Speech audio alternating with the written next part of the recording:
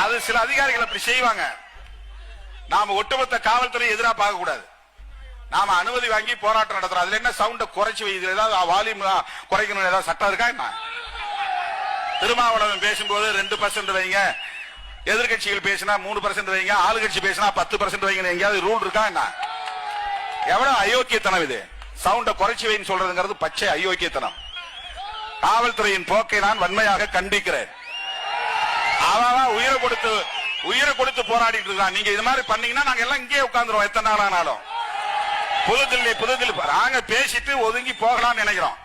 நீங்க போராட்டத்தை தொடரணும்னு சொன்னா அதுக்கு நாங்களும் தயாரா இருக்கிறோம். இப்ப வந்திருக்கிறது 500 பேர் தான். நான் இங்க உட்கார்ந்தேன்னா 1 மணி நேரத்தில் 5000 பேருக்கு வந்துருவான். என்ன அரை மணி நேரத்தில் போராட்டத்தை முடிச்சு நாங்க அமைதியா திரும்ப போறோம். போலீஸ் தேவையில்லாம பிரச்சனை உருவாக்காதீங்க. எவ்வளவு மோசமான சட்டங்களை கொண்டு வந்திருக்கிறது இந்த மோடி அரசு.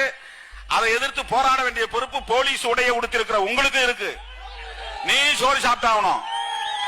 அடிக்கிற போலீஸுக்கே விவசாயி அங்க சோறு கொடுக்கறான். துணை ராணுவ படையை சார்ந்த அடிக்கிறவனே நீ ஒரு ரொட்டி சாப்பிடறான்னு கொடுக்கறான். அந்த விவசாயிக்காகத்தான் விடுதலை சிறுத்தைகள் இங்கே குரல் கொடுத்துக் கொண்டிருக்கிறோம், போராடி கொண்டிருக்கிறோம்.